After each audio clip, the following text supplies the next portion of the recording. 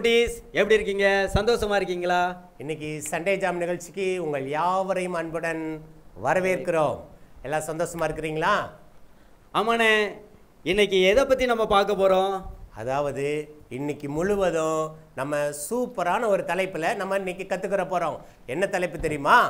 என்ன தலைப்புண்ணே? கர்த்தரின் அழைப்பு. ஓ, கர்த்தரின் அழைப்பு. சூப்பர் தலைப்புண்ணே. நல்ல தலைப்பெல்லாம் எடுத்திருக்கீங்க. சரி, நம்ம பிள்ளைகள்லாம் ரொம்ப ஆவலாக காத்துக்கிட்டு இருக்கிறாங்க. பாட்டு சொல்லி கொடுத்துடலாமா? அண்ணே, மறந்துட்டீங்கண்ணே. முதல்ல ஜெபம்ண்ணே. ரைட் ரைட் ரைட் ரைட் நல்லா ஞாபகப்படுத்துனீங்க, மன்னிச்சுக்கோங்க. பிள்ளைகளா, நீங்களும் என்னை மன்னிச்சுக்கோங்க. இப்போ நம்ம என்ன செய்ய போகிறோம்? ரெடியாக ஜோம் பண்ண முழங்கால் போட்டாங்க, பார்த்தீங்களா? கையை கூப்பணுண்ணே. அங்கே பாருங்கண்ணே, அருமையாக போட்டு இந்த நேர் முழங்காலில் கண்ணை மூடி கை கூப்பிட்டாங்க. ஜோம் பண்ணுவோமா? எல்லோரும் நேர் முழங்கால் போட்டிங்களா? கண்ணை மூடுங்க, கை கூப்புங்க. யாரும் வேடிக்கை பார்க்கக்கூடாது. ஜெபம். எங்களை அதிகமாக நேசிக்கிற நல்ல ஆண்டவரே, இந்த நாளிலும் நாங்கள் கர்த்தரின் அழைப்பு தலைப்பில் அநேக காரியங்களை கற்றுக்கொள்ள போகிறோம். நீங்கள் எங்களோடு பேசுங்க. எங்களோடு நாங்கள் கற்றுக்கொண்டு இருக்கிற பாடங்களை எங்களுக்கு புரிய நீங்கள் கிருபை தாங்க. இயேசுவின் நாமத்தில் ஜெபிக்கிறோம் நல்ல பிதாவே, ஆமென். அண்ணே, இப்போ நம்ம பாட்டுக்கு நம்ம வசந்த அண்ணனையும் பிராங்க்லின் அண்ணனையும் கூப்பிட்டுலாமா? ஆமாண்ணே, அவங்க அழகா வசனம் சொல்லி கொடுப்பாங்க. அவங்க சொல்லி கொடுக்குற பாட்டு தான் ரொம்ப சூப்பர்ண்ணே. எல்லா பிள்ளைகளும் அவங்கள தான் விரும்புகிறாங்க. இன்னைக்கு நம்ம சொல்லி கொடுக்கலாம்னு நினைக்கிறேன். இல்லைண்ணே, அவங்களே வர சொல்லுவோண்ணே. ஆமாண்ணே, நீங்கள் சொல்கிறது சரிதான். சரி, அண்ணனை கூப்பிடுமா? வாங்க அண்ணே, பிராங்க்லின் அண்ணே, வாங்க வாங்க வாங்க. உங்களை அன்புடன் அழைக்கிறோம்.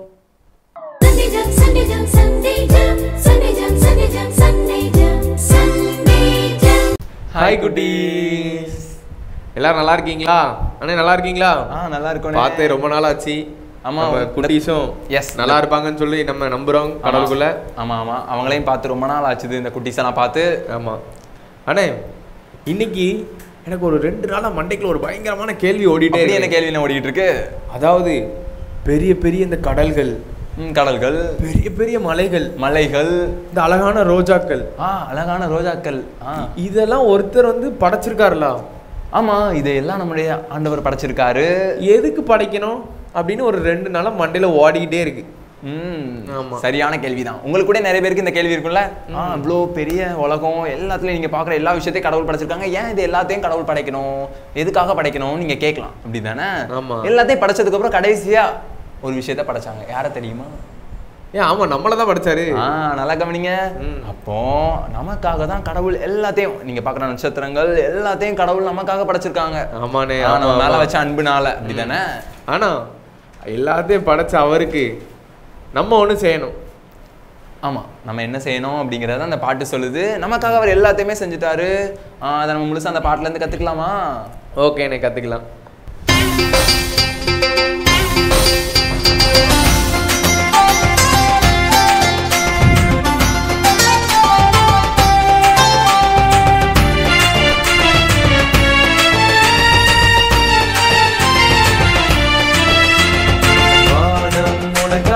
கடலும் உனக்காக, விண்மீனும் உனக்காகத்தான், மலையும் உனக்காக, மலரும் உனக்காக, உலகே உனக்காகத்தான், எல்லாம் உனக்காக தந்தார் நம் தேவன். நீ என்ன செய்தாய் தம்பி?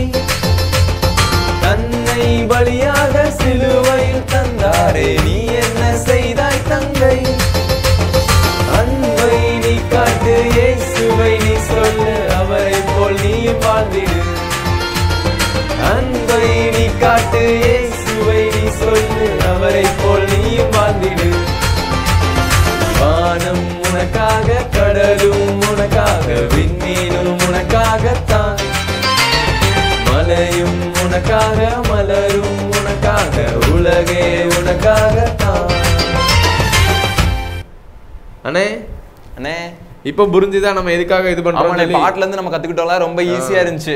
ஆமா, பிள்ளைங்களுக்கும் புரிஞ்சிருக்கும் நினைக்காங்க. பாருங்க, ஒரு பையன் கை தூக்கி, அண்ணே எனக்கு தெரிஞ்சுட்டு நீங்க சொன்னதுக்கான கேள்விக்கான பதில் அப்படின்னு சொல்லி பாத்துட்டு இருக்காங்க. ஆமா, பாட்டுல இருந்து. ஆனா ஒரு சிலருக்கு புரியாம இப்போ டவுட்டா பாத்துக்கிட்டு இருக்காங்க. அவங்களுக்காண்டி நம்ம எக்ஸ்பிளைன் பண்ணலாம். புரியாதவங்களுக்காக இப்ப அண்ணே நமக்கு புரிய வைப்பாங்க. ஆமா, அந்த பாட்டுல சொல்லுச்சுல, கடவுள் நமக்காக மலைகள், பெரிய பெரிய கடல் எல்லாத்தையும் கடவுள் நமக்காக படைச்சாங்க. அது மட்டும் அதோட அவர் நிப்பாட்டல அவருடைய அன்பு. அதுக்கடுத்து என்ன நினைச்சு தெரியுமா, நம்முடைய பாவத்துக்காக ஏசப்பா சிலுவையில தன்னையே கொடுத்தாங்க. தன்னோட உயிரை கொடுத்தாங்க, அவரே நமக்காக தந்தாங்க. அப்ப நம்ம என்ன பண்ணணும்?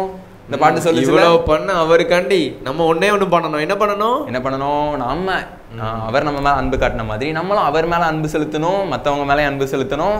அது மட்டும் இல்ல, முக்கியமான விஷயம் என்னன்னா அவரோட அன்பை மத்தவங்களுக்கு சொல்லணும்.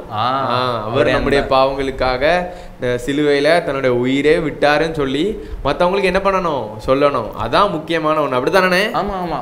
அவருடைய அன்பை நம்ம மத்தவங்களுக்கு சொல்றதுதான் நம்ம ஊழியம்னு சொல்லுவோம். அப்படித்தானே? ஆமாண்ணே. ஆமா. இயேசுவா பிள்ளைகளா இருக்கிற நீங்க ஒவ்வொருத்தரும் அவருடைய அன்பை நீங்க அறிஞ்சிருந்தீங்கன்னா நீங்க அவரை பத்தி மத்தவங்களுக்கு கண்டிப்பா சொல்லுவீங்க. அப்படிதானே? உங்களுக்கு அந்த விருப்பம் இருக்குதுல்ல? நீங்க யோசிக்கலாம், அண்ணே இப்ப நான் ஸ்கூல் தான் போயிட்டு இருக்கேன், இப்ப எப்படி நான் ஊழியம் பண்ண முடியும் நீங்க யோசிக்கலாம். ஆமா, சரியான கேள்வினே. ஆனா நீங்க ஸ்கூல் போவீங்க அப்படித்தானே, பக்கத்துல உங்க ஃப்ரெண்ட்ஸ் இருப்பாங்க, அவங்க ஏசப்பா பத்தி தெரியாம இருக்கலாம். நீங்க ஏசப்பாவோட அன்பை சொல்லலாம். ஏசப்பா நம்மளுடைய பாவங்களுக்காக சிலுவையில தன்னுடைய உயிரே கொடுத்தாங்க அப்படின்னு சொல்லி அது மூலமா நீங்க உங்க ஸ்கூல்ல வச்சே ஊழியம் பண்ணலாம். அப்படித்தானே? ஆமா ஆமாண்ணே. அதுக்கு அடுத்த ஒரு லைன் வந்துச்சு பாட்டுல, கவனிச்சிங்களா? ஆமா. என்ன கவனிச்சிங்களா? கவனிச்சேன். நம்ம அன்பை ஏசப்பாவோட அன்பை மத்தவங்களுக்கு சொல்றோம்ல, அதே மாதிரி நம்ம யாரே மாதிரி வாழணும் தெரியுமா? முக்கியமான ஒண்ணே இதான். இதை எப்படி மறக்க முடியும்? அவரே போல நம்ம வாழணும். அப்படித்தானே? ஏசப்பாவை போல நம்ம வாழணும். நம்ம ஸ்கூல்ல இருக்கலாம், வீட்டுல இருக்கலாம், நீங்க ஏசப்பாவை மாதிரி வாழணும். Okay, good bye good கேர்ள்ஸா வாழ்வீங்கல்ல? Okay, இப்போ இந்த பாட்டை நம்ம 2 லைன்ஸா கத்துக்கலாமா? ஓகேனே. வானம் உனக்காக, கடலும் உனக்காக, விண்மீனும் உனக்காகத்தான். வானம் உனக்காக, கடலும் உனக்காக, விண்மீனும் உனக்காகத்தான். மலையும் உனக்காக, மலரும் உனக்காக, உலகே உனக்காகத்தான். மலையும் உனக்காக, மலரும் உனக்காக, உலகே உனக்காகத்தான். எல்லாம் உனக்காக தந்தார் நம் தேவன், நீ என்ன செய்தாய் தம்பி? எல்லாம் உனக்காக தந்தார் நம் தேவன், நீ என்ன செய்தாய் தம்பி? தன்னை பலியாக சிலுவையில் தந்தாரே, நீ என்ன செய்தாய் தங்காய்? தன்னை பலியாக சிலுவையில் தந்தாரே, நீ என்ன செய்தாய் தங்கை? அன்பை நீ காட்டு, இயேசுவை நீ சொல்லு, அவரை போல் நீயும் வாழ்ந்திடு. அன்பை நீ காட்டு, இயேசுவை நீ சொல்லு, அவரை போல் நீயும் வாழ்ந்திடு. ஓகே குட்டீஸ், திருப்பி இப்போ வானம் உனக்காக அந்த 2 லைனா இதில் ரிப்பீட் ஆகும். ஓகேவா? நீங்கள் அதை பார்த்து அழகாக ஈஸியாக நீங்கள் பிக்கப் பண்ணுவீங்கன்னு உங்களோட ஆர்வம் எங்களுக்கு புரியுது. அதனால ஃபாஸ்ட்டாக இப்போ இந்த பாட்டுக்கு நம்ம என்ன கற்றுக்க போகிறோம்? கரெக்டாக சொல்லிட்டீங்க, ஆக்ஷன் கற்றுக்க போகிறோம். அப்படி தானே? ஆக்ஷன் கற்றுக்கிட்ட நீங்கள் என்ன பண்ண போகிறீங்க? ஆஹா என்ன அழகா பதில் சொல்றாங்க. நாங்க சத்தமா பாடினாதான் நீங்க ஆக்ஷன் பண்ணுவீங்கன்னு சொல்லி. ஓகே, அதனால இப்போ நீங்க அழகா சத்தமா பாட போறீங்க, நாங்க ஆக்ஷன் பண்ண போறோம். ஓகேவா? பாட்டு பாடிக்கிட்டே கண்ணை என்ன பண்ணணும்? ஆக்ஷனை பார்க்கணும். ஓகேவா? சூப்பர்.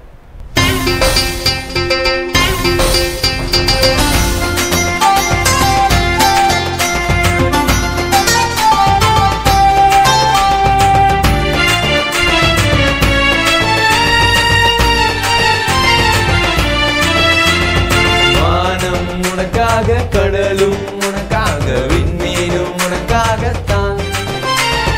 மலையும் உனக்காக, மலரும் உனக்காக, உலகே உனக்காகத்தான். எல்லாம் உனக்காக தந்தார் நம் தேவன், நீ என்ன செய்தாய் தம்பி? தன்னை பலியாக சிலுவையில் தந்தாரே, நீ என்ன செய்தாய் தங்கை? அன்பை நீ காட்டு, இயேசுவை நீ சொல்லு, அவரை போல் நீயும் வாழ்ந்திடு. அன்பை நீ காட்டு, இயேசுவை நீ சொல்லு, அவரை போல் நீயும் வாழ்ந்திடு. வானம் உனக்காக, கடலும் உனக்காக, விண்மீனும் உனக்காகத்தான். மலையும் உனக்காக, மலரும் உனக்காக, உலகே உனக்காகத்தான். அண்ணே எவ்வளவு சத்தமா பாடுதாங்க. ஆமா, சூப்பரா அழகா பாடிட்டாங்க. ரொம்ப சூப்பரா பண்ணாங்க. இவங்களோட ஆர்வம் எனக்கு புரியுது, எப்பண்டா ஆக்ஷன் பண்ண விடுவீங்கன்னு இருக்காங்க. அதனால இப்போ ஃபாஸ்டா நம்ம எல்லாரும், நீங்க எல்லாரும் சேர்ந்து எங்க கூட ஆக்ஷன் பண்ண போறீங்க. எல்லாரும் அப்படியே அழகா எலும்பி நிற்கோங்க பார்ப்போம். Okay, super.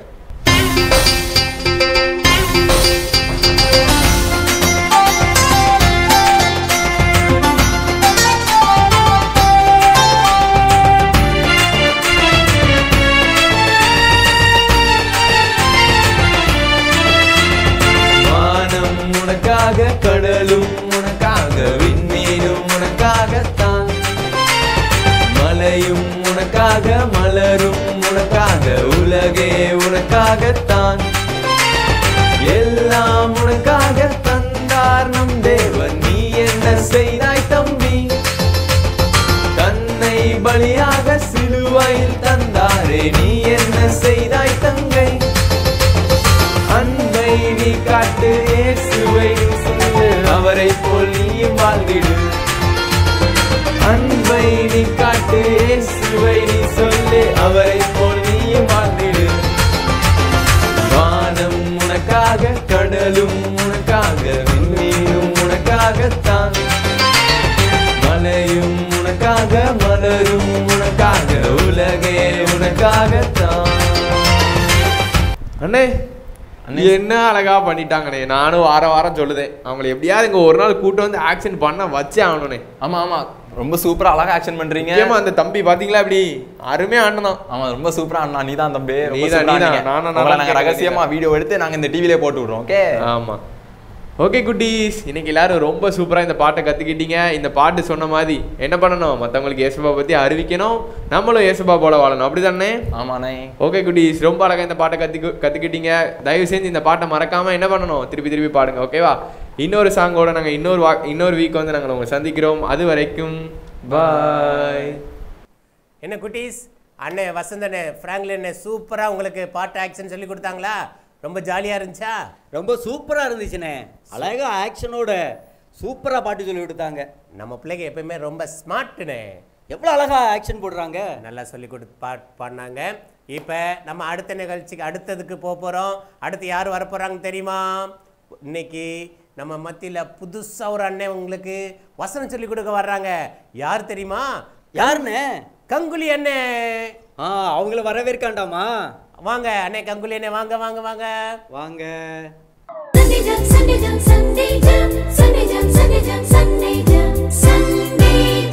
குட்டி பிள்ளைகளா பாய்.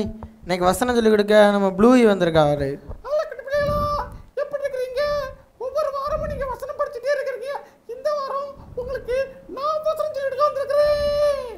அப்படிதான் ப்ளூயி, நீனே அப்படின்னா இந்த வாரம் பிள்ளைங்களுக்கு வசனம் சொல்லி கொடுத்துரு. நானும் பிள்ளைகளும் நீ சொல்ல நானும் பின்னாடியே சொல்கிறோம். இன்னைக்கு நான் சொல்ற வசனம் கொஞ்சம் கஷ்டம் தான், ஆனா ரொம்ப முக்கியமான வசனம். இப்போ நான் ஒவ்வொரு வார்த்தையா சொல்றேன், நீங்க பின்னால நீங்களும் சொல்லுங்க, இந்த பிள்ளைகளும் சொல்லுங்க. சரி ப்ளூயி, நீ சொல்லிதான் உங்கள் பின்னாடியே நாங்கள் சொல்லுதோம். ஆரோனை போல தேவனால் அழைக்கப்பட்டால் ஒழிய ஒருவனும் இந்த கனமான ஊழியத்துக்கு தானா ஏற்படுகிறதில்லை.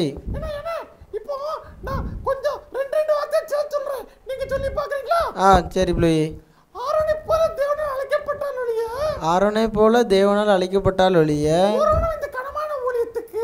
ஒருவன் இந்த கனமான ஊழியத்துக்கு தானா ஏற்படுகிறதில்லை. எங்க இருக்கு ப்ளூயி? அதுவும் நீனே பிள்ளைங்களுக்கு சொல்லி கொடுத்தன.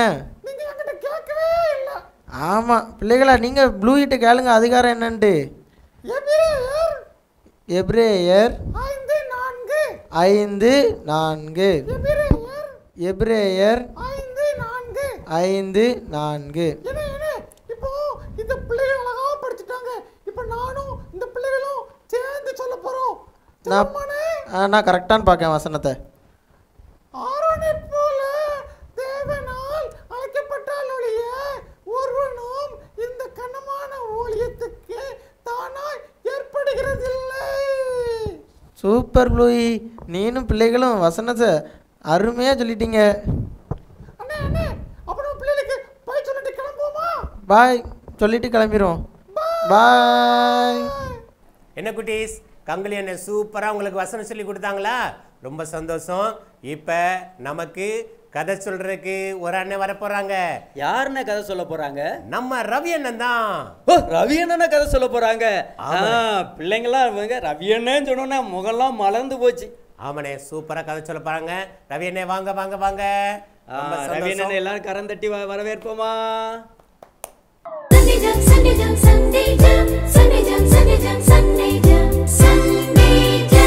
வணக்கம் தம்பி தங்கச்சி. இன்னைக்கு இந்த பைபிள் கதை மூலமாக உங்களோட பேசுறதுக்கு ரொம்ப சந்தோஷம். ரொம்ப நாள் ஆச்சு எனக்கு கதை உங்களுக்கு சொல்லி. ஆமாம், நானும் உங்களோட காம்பேரிங்கில் வந்தேன். அப்புறம் சில சமயம் அப்படி ஏதாவது ரொம்ப நாள் ஆச்சு வந்து அதனால் உங்களை பார்த்துருக்கு ரொம்ப மகிழ்ச்சி. குட்டி பிள்ளை எப்படி இருக்கீங்க? ஒரு வாரம் புதுசு புதுசாக கதை கேட்குறீங்களா? பாட்டு கேட்குறீங்க, நல்ல ஆக்ஷன் போடுறீங்க, அப்புறம் வசனம் சூப்பராக சொல்கிறீங்க. ரொம்ப நல்ல பிள்ளை. என்னக்க தெரியுமா, நம்ம இப்போ பைபிளில் ஆதியாகமத்தை ஒரு ஊசியை பார்த்துட்டு வரோம், அப்படி தானே? ஆமாம், அப்படி ஒரு ஊசியை பார்த்துட்டு வரோம். இன்றைக்கி என்னென்னா, மோசேயும் ஆரோனும் இஸ்ரவேல் ஜனங்க வெளியெடுத்துனாங்கல்ல, ஞாபகம் இருக்கா? அவ்வளோ ஜனங்க கூப்பிட்டு வந்தாங்கல்ல, அப்படியே நடந்து வந்துக்கிட்டே இருக்காங்க. ஒரு இடத்துல வந்த உடனே கோராகு அப்படின்னு அந்த டீமில் ஒரு ஆள் இருந்தார். என்ன பேர்? கோராகு. மறந்துடாதீங்க, கோராகு. இந்த கோராகு இப்படி பார்த்தாரு. எதுக்கு நம்ம எல்லாருக்கும் இந்த மோசே பின்னாலே ஆரோன் பின்னாலேயுமே போகணுமே? இவங்க சொன்னால் கேட்கணுமா? இவங்க பெரிய ஆட்களா? இவங்க மட்டும்தான் வேலை செய்யணுமா? நான் செய்யக்கூடாதா? நான் இந்த வச்சு இப்படிப்பட்ட வேலைகள் செய்யணுமா அப்படின்னு அவங்களுக்குள்ள ஒரு எரிச்சல் உண்டாச்சு. எதுக்கு மோசையும் ஆரோன்னு பெரிய ஆட்களா? ஏன் அவங்க செஞ்சால் நான் செய்ய மாட்டோமா? என் கூட கடவுள் இல்லையா? எங்களோட கத்தர் பேச மாட்டாரா அப்படின்னு சொல்லி எதிர்ப்பு வந்தது. இவன் சும்மா இல்லாமல் இந்த கோராக என்ன பண்ணா, ஒருத்தைய கூப்பிட்டா, எங்க வா, உனக்கு இந்த மேட்டை தெரியுமா? ஏன் மோசே ஆரோன்னு பெரியவங்களா, நம்ம பெரிய ஆள் இல்லையா அப்படி சொல்லி அப்படியே சேர்த்து 250 பேரை கூப்பிட்டான்.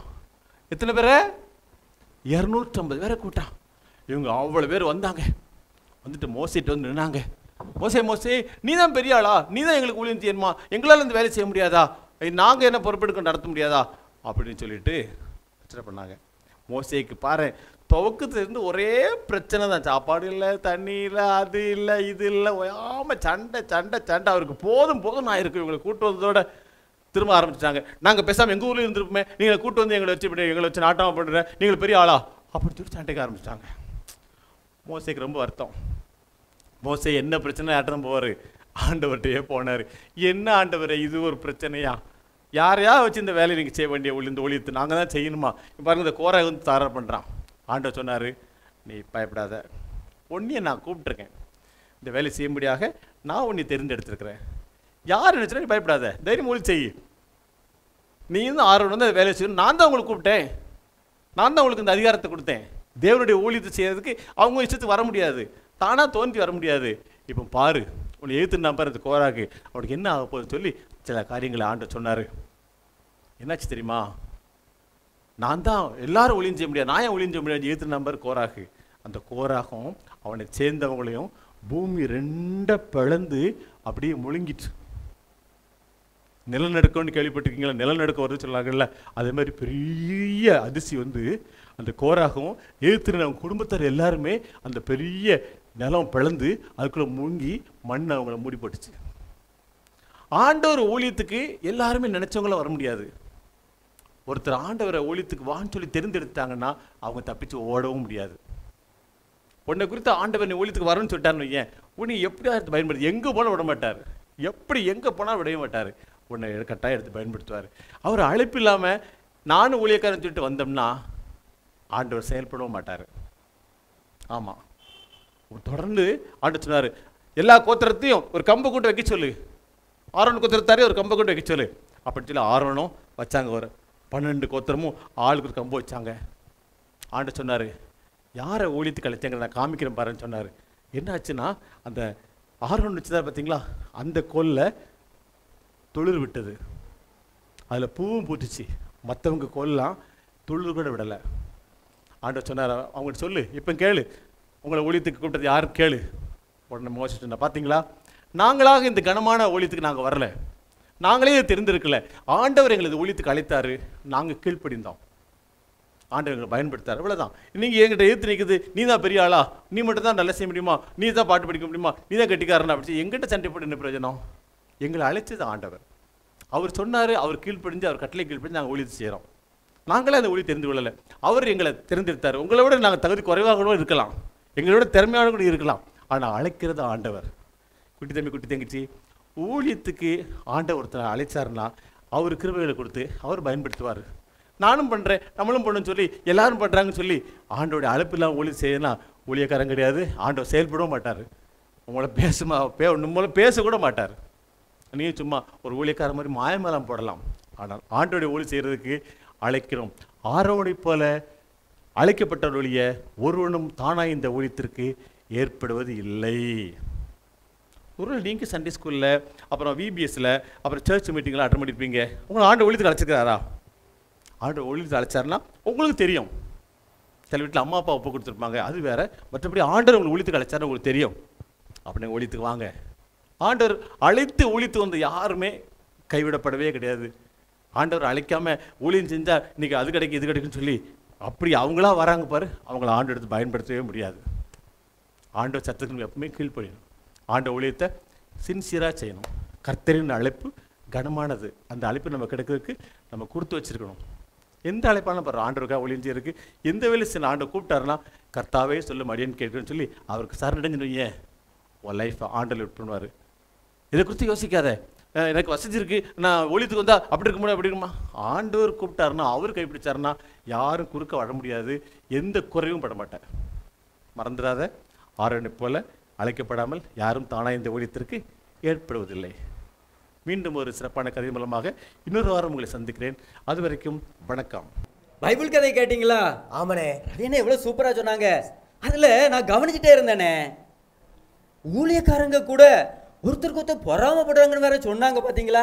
ஆமாம் ஆமாம், அவங்க சொன்னது கரெக்டா. நான் கூட நிறைய நேரம் இது கூட புரியாமல் இருந்தது. அண்ணன் கொடுத்த கதையில் சூப்பராக விளக்கம் கொடுத்தாங்கண்ணே. ரொம்ப சந்தோஷண்ணே. நல்லா நானும் புரிஞ்சுக்கிட்டேன். ஆமாண்ணே. இனிமே அடுத்தால என்ன செக்ஷன்னு? அடுத்து பொதுக்கதை சொல்றதுக்கு நம்ம கிறிஸ்டோபர் அண்ணன் வர்றா போறாங்க. ஓ, கிறிஸ்டோபர் அண்ணன் வராங்களா? அவங்க ரவி அண்ணனை காட்டிலும் சூப்பரா கதை சொல்லுவாங்கண்ணே. அந்த அண்ணன் சூப்பரா கதையை கேட்டிருக்கனே. அப்ப அவங்கள கூடுவோமா?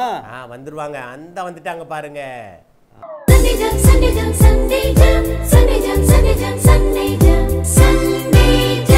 ஹலோ குட்டி பிள்ளைகளா, எப்படி இருக்கீங்க? நல்லா இருக்கீங்களா? எல்லாரும் கதை கேட்க பயங்கர ஆர்வமாக உட்காந்துருக்கீங்க, அப்படி தானே? இன்றைக்கி நம்ம ஒரு அக்காவை பற்றி பார்க்க போகிறோம், சரியா? ஃபாரின்லேருந்து, அதாவது அமெரிக்கா தேசத்துலேருந்து ஒரு டாக்டர் ஐயா தமிழ்நாட்டுக்கு வந்து நம்மளுடைய இந்தியா தேசத்தில் தமிழ்நாட்டில் வந்து ஊழியம் செஞ்சுட்டு இருந்தாங்க, சரியா? அவங்களுக்கு ஒரு மகா உண்டு. அவங்க பேர் ஐடா ஸ்கேடர், சரியா? அவங்க பிறந்த ஊர் வந்து தமிழ்நாட்டில் ராணிப்பேட்டுங்கிற இடம். அவங்க பிறந்த வருஷம் 1870, சரியா? ராணிப்பேட்டையில் அந்த அக்கா பிறந்தாங்க.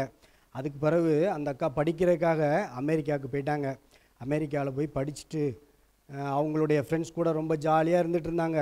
அந்த அக்காவுடைய ஒரே ஒரு பயங்கரமான ஏம் என்ன அப்படின்னா, நான் எங்கள் அப்பா அம்மா மாதிரி இந்தியாவுக்காக ஊழியம் செய்ய வரக்கூடாது அப்படிங்கிறத அந்த அக்கா மனசுக்குள்ளே ரொம்ப வைராக்கியமாக நினச்சிட்டு இருந்தாங்க.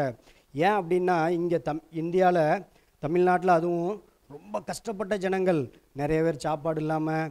நம்மளுடைய கலாச்சாரம்லாம் முந்தைய காலத்தில் ரொம்ப மோசமாக இருந்திருக்கு. அதை பார்த்துட்டு அந்த அக்காவுக்கு வந்து நான் இங்கே வந்துடவே கூடாது அப்படின்னு பயங்கரமான ஒரு முடிவில் இருந்தாங்க. அவங்களுடைய கல்லூரி வாழ்க்கை முடிஞ்சு அவங்க ஃப்ரெண்ட்ஸ் கூட அங்கே நல்லா ஜாலியாக இருந்துகிட்டு இருக்கும்போது ஒரு நாள் திடீர்னு இங்கேருந்து தந்தி போயிருக்கு. டெலகிராம் தெரியுமா உங்களுக்கு? இப்போ நம்ம ஃபோன்லாம் யூஸ் பண்ணுறோம்ல, அந்த காலத்தில் ஃபோன்லாம் கிடையாது. அதனால் தந்தி தான் அடிப்பாங்க. இங்கேருந்து ஏதாவது ஒரு மெசேஜை பாஸ் பண்ணணும் அப்படின்னா அவங்க வந்து டெலகிராம் மூலியமாக தான் அந்த மெசேஜை வந்து மற்ற ஊர்களுக்கோ தேசங்களுக்கோ அனுப்புவாங்க. அதே மாதிரி இங்கேருந்து அந்த அக்காவுக்கு வந்து டெலகிராமில் ஒரு நியூஸ் அனுப்புகிறாங்க.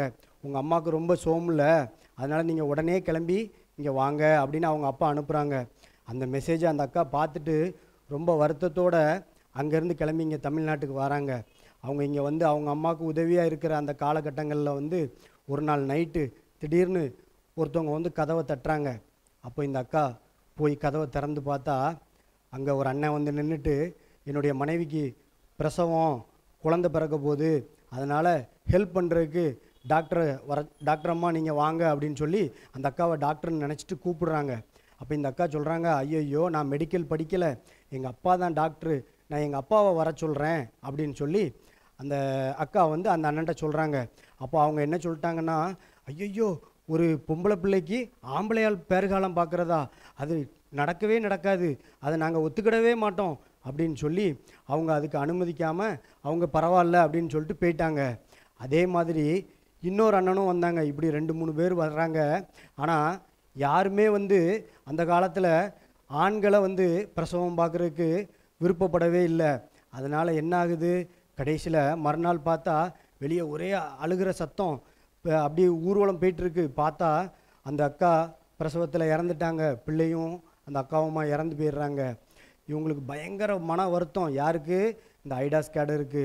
ஆமாம், இந்த காலத்துலேயும் இப்படி மூட நம்பிக்கையில் இருக்காங்களே, இப்படி பிரசவத்தில் ஆண்கள் வந்து பெண்களுக்கு பிரசவம் பார்க்கக்கூடாது அப்படிங்கிறதுல இவங்க இப்படி வைராக்கியமாக இருந்து தங்களுடைய உயிரை வந்து இப்படி இழந்துக்கிறாங்களே அப்படின்னு சொல்லிட்டு மிகுந்த வருத்தத்தில் இவங்க ரொம்ப அழுதுகிட்டே இருக்காங்க.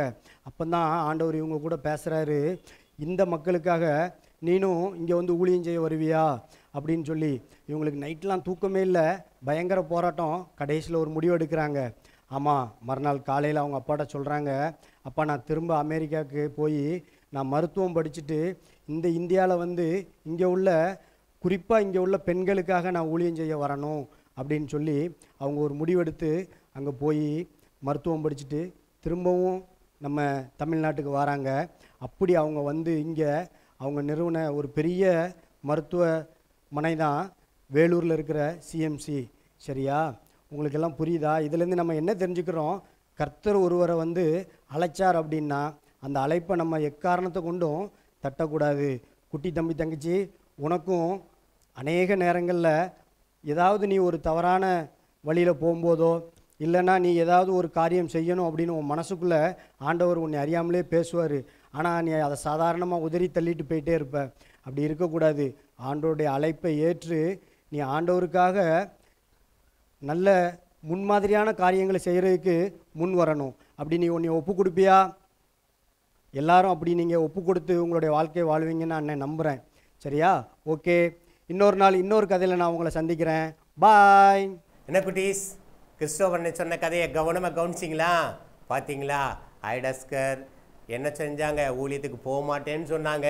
ஆனால் ஆண்டவர் ஒரு சூழ்நிலையை கொடுத்து அவங்கள ஊழியத்துக்கு போக வச்சார். பார்த்தீங்களா? இது போல தான்.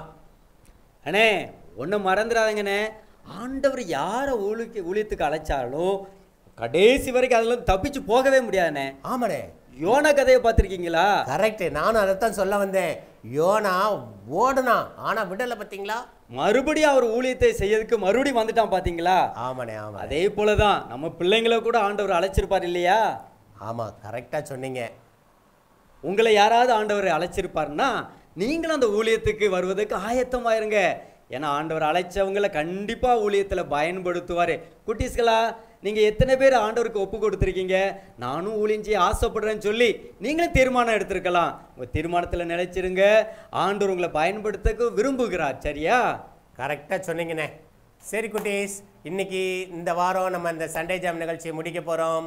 அண்ணே, முக்கியமான ஒரு விஷயத்தை மறந்துட்டீங்களாண்ணே. ஆமாண்ணே, வர வர எனக்கு ரொம்ப மறதினே. இந்த கேள்வி கேட்கணும்ல, பிள்ளைங்கள்லாம் ஆயத்தமாக இருக்காங்க. கரெக்டாக சொன்னீங்க.